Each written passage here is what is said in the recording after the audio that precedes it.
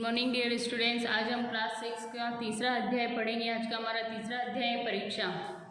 रियासत देवगढ़ के दीवान सरदार सुजान सिंह बूढ़े हो गए थे। जीवन के अंतिम दिनों में अब उन्हें परमात्मा की याद आई। जाकर महाराज ने विनय की। दीनबंधु दास ने श्रीमान की सेवा 40 साल तक की। अब मेरी अवस्था भी ढल गई। राजकाज संभालने की शक्ति नहीं रही। कहीं भूल चूक हो जाए तो बुढ़ापे में दाग लगे, सारी जिंदगी की नेक नामी मिट्टी में मिल जाए। राजा साहब अपने अनुभवशील नीति कुशल दीवान का बड़ा आदर करते थे। बहुत समझाया, लेकिन जब दीवान साहब न माने तो हार कर उनकी प्रार्थना स्वीकार कर ली, पर साथ में यह शर्त भी लगा दी कि रियासत के लिए नया दीवान आप ही को खोजना पड़ेगा। दूसरे दिन देश के प्रसिद्ध समाचार पत्रों में यह विज्ञापन निकला कि देवगढ़ के लिए एक सुयोग्य दीवान की जरूरत है। जो सज्जन अपने को इस पद के योग्य समझे वे वर्तमान दीवान सरदार सुजान सिंह की सेवा में उपस्थित हो। यह जरूरी नहीं कि वे ग्रेजुएट हो, मगर हस्तकुश होना आवश्यक है। मंदाग्नि के मरीज को यहाँ तक का कष्ट उठाने की कोई ज़रूरत नहीं। 1 महीने तक उम्मीदवारों के रहन सहन आचार विचार की देखभाल की जाएगी। विद्या का कम परंतु कर्तव्य का अधिकार विचार किया जाएगा।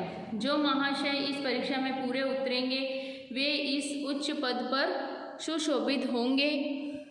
इस विज्ञापन ने सारे मुल्क में हलचल मचा दी। ऐसा ऊंचा पद और किसी प्रकार की कैद नहीं, केवल नसीब का खेल है। सैकड़ों आदमी अपना अपना भाग्य परखने के लिए चल पड़े। देवगढ़ में नए नए और रंग बिरंगे मनुष्य दिखाई देने लगे। प्रत्येक रेलगाड़ी से उम्मीदवारों का एक मेला सा उतरता। कोई पंजाब से चला आता था तो कोई मद्रास से। कोई नई फैशन का प्रेमी तो पुरानी सादगी पर मिटा हुआ। पंडितों और मौलवियों को भी अपने अपने भाग्य की परीक्षा करने का अवसर मिला।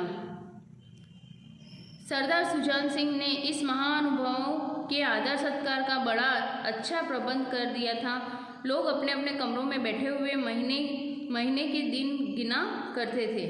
हर व्यक्ति अपना जीवन अपनी बुद्धि के अनुसार अच्छे रूप में दिखाने की कोशिश करता था। श्रीमान 9 बजे दिन तक सोया करते थे। आजकल वे बगीचे में टहलते हुए उषा का दर्शन करते थे। श्रीमान ब को हुक्का पीने की लत थी, पर आजकल बहुत रात गए किवाड़ बंद करके अंधेरे में सिगार पीते थे। श्रीमान द स और जन से उनके घरों का नौकरों के नाम में दम था, लेकिन ये सज्जन आजकल आप और जनाब के बगैर नौकरों से बातचीत नहीं करते थे। श्रीमान ल को किताबों से घृणा थी, परंतु आजकल वे बड़े बड़े ग्रंथ देखने पढ़ने में डूबे रहते थे। जिससे बात कीजिए वही नम्रता और सदाचार का देवता बना मालूम देता था। लेकिन मनुष्यों का वह बूढ़ा जोहरी आड़ में बैठा हुआ देख रहा था कि इन बगुलों में हंस कहाँ छिपा है। एक दिन एक फैशन वालों का सूझी कि आपस में हॉकी का खेल हो जाए। यह प्रस्ताव हॉकी के मजे हुए खिलाड़ियों ने पेश किया था। यह भी तो आखिरी एक विद्या है, इसे कि क्यों छिपा कर रखें। संभल है कुछ हाथों की सफाई ही काम कर जाए। बस तय हो गया, मैदान बन गया, खेल शुरू हो गया।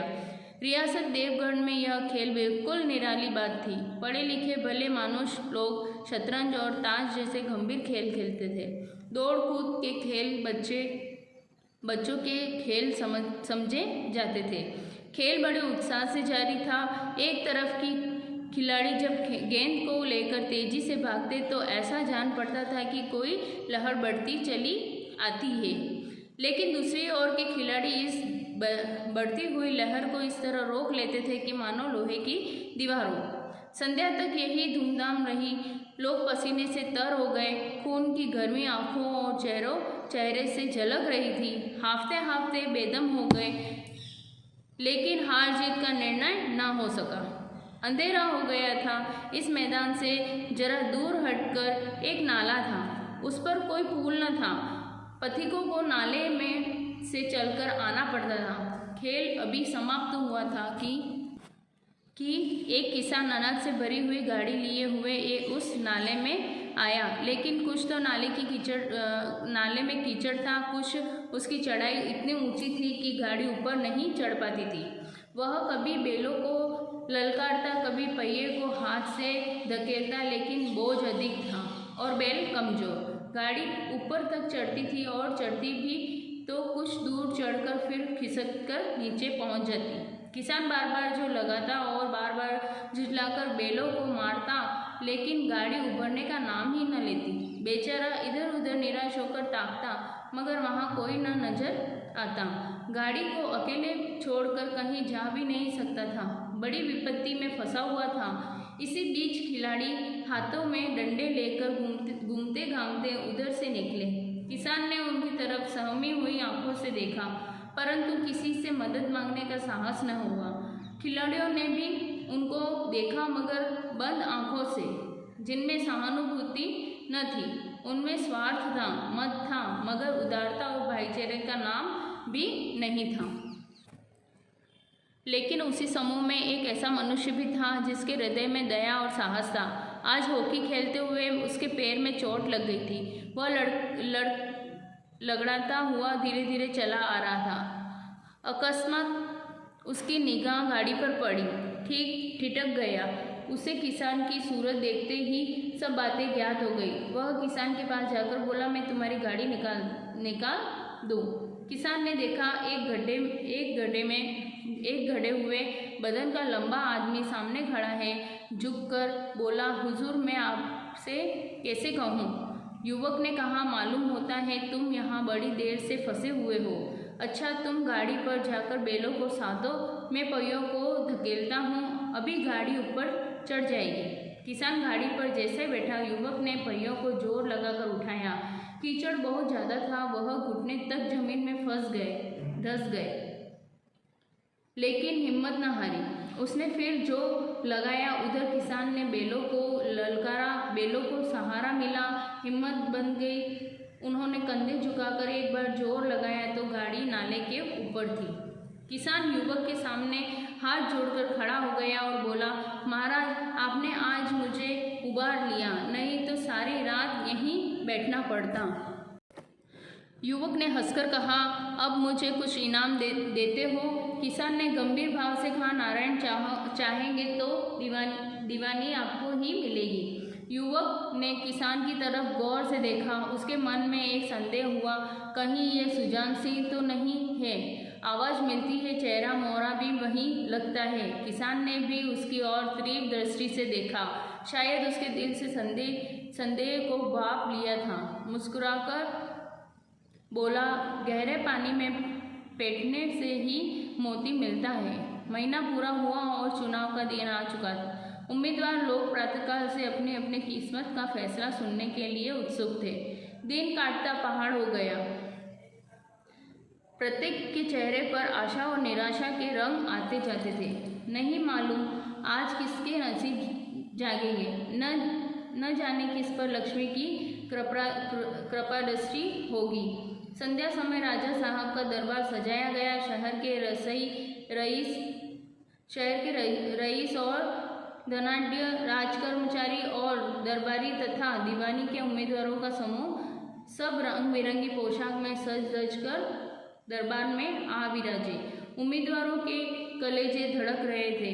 तब सरदार सुजान सिंह ने खड़े होकर कहा, दीवानी के उम्मीदवार महाशयों, मैंने आप लोगों को जो कष्ट दिया है उसके लिए मुझे क्षमा कीजिए। इस पद के लिए ऐसे पुरुष की आवश्यकता थी जिसके हृदय में दया और साथ साथ आत्मबल भी। हृदय वह जो उदार हो, आत्मबल वह जो विपत्ति का वीरता के साथ सामना करे। और इस रियासत के सौभाग्य से हमको ऐसा पुरुष मिल गया है। ऐसे गुण वाले लोग संसार में कम हैं और जो है वे कीर्ति और मान के शिखर पर बैठे हुए हैं, उन तक हमारी पहुंच नहीं है।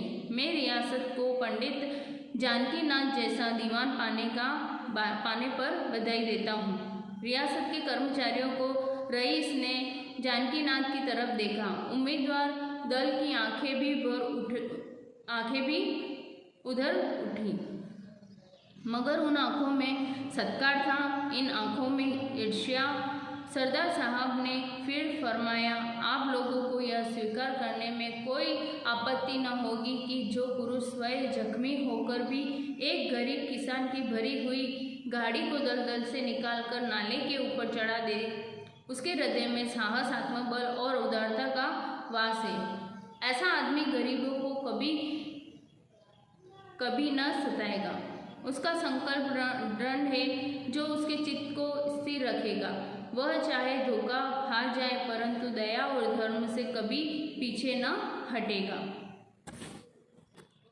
इस अध्याय के शब्दार्थ हैं अवस्था, ढल जाना, बूढ़ा हो जाना, दाग लगना, बदनामी हो जाना, हष्ट पुष्ट, तंदुरुस्त, मुल्क, देश, घृणा, नफरत, सदाचार, अच्छा आचरण, पथिक, राही, अकस्मात, धीरे से, सत्कार, आदर सम्मान, ईर्ष्या, जलन। Thank you.